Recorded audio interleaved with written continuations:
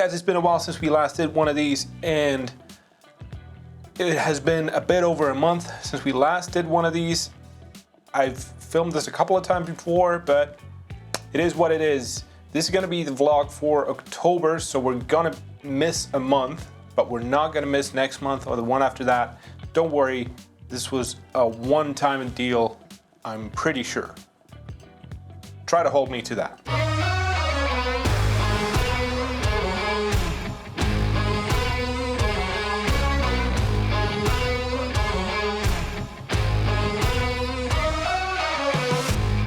So a lot has transpired in the last month, and I've started shooting a lot more B-roll, and I've learned so much. But we're gonna be talking about B-roll today. How I got into B-roll was pretty much binging channels like Peter McKinnon, Daniel Schiffer, Jevin Davi, Dana, all that kind of people, and well, feeling inspired. I really like the look of good B-roll. I've always loved it, especially now. And it is fun because it's just pure creativity on how you can make the mundane look entertaining. I'm not saying that I'm good at it, okay?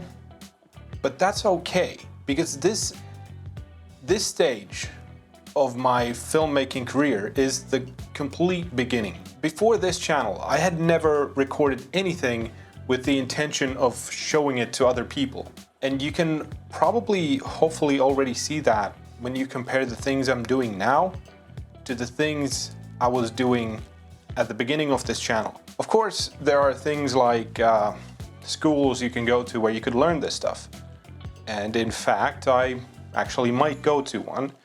More about that at a later date. But the best thing that I or anybody else in my situation can and should do is try to learn it.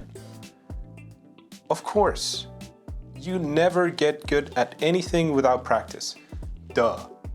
And YouTube, if anything, it's about creativity and stupid clickbait thumbnails, I guess. But it is what it is. I digress. B-roll in itself is fantastic. It's just you and the camera and the weird things you can do with that camera. Because if you compare B-roll about everyday objects and things, that is very difficult to make it look good. Shooting cinematic stuff in video games is easy.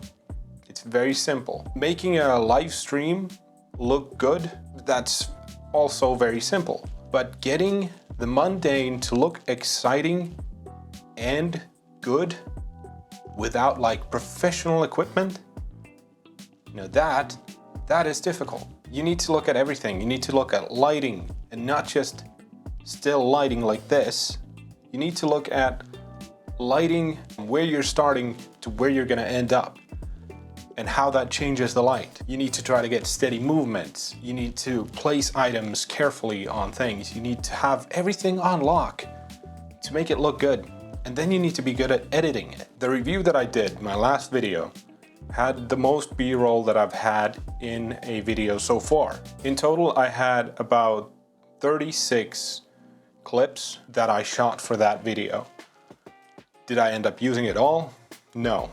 I think I wound up using like 10 or 12 shots. But that just shows you, I mean, you can never have too much B-roll.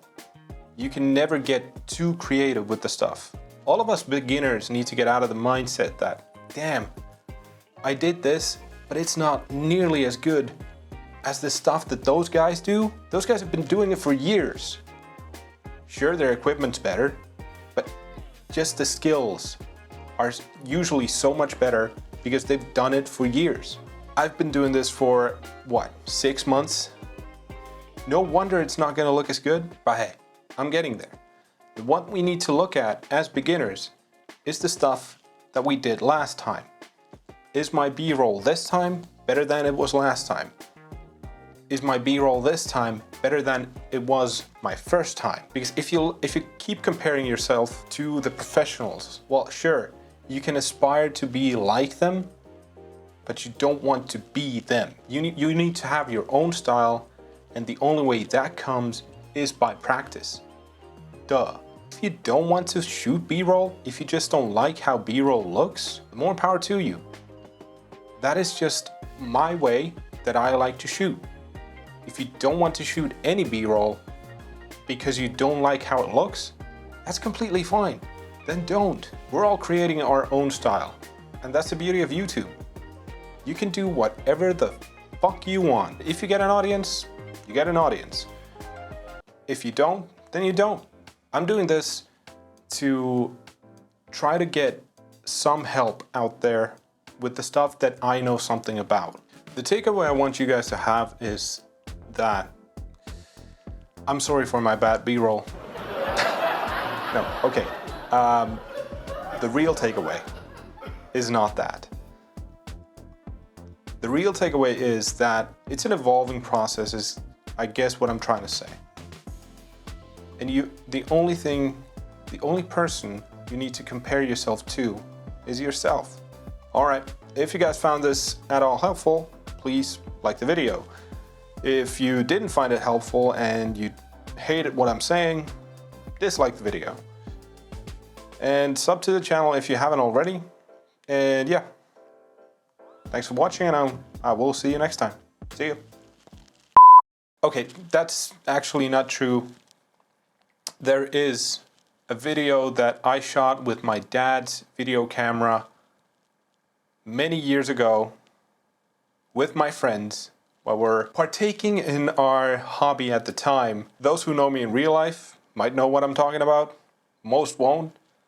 And I will never link that to you. If you find it, I'm sorry. If you don't ask me for it.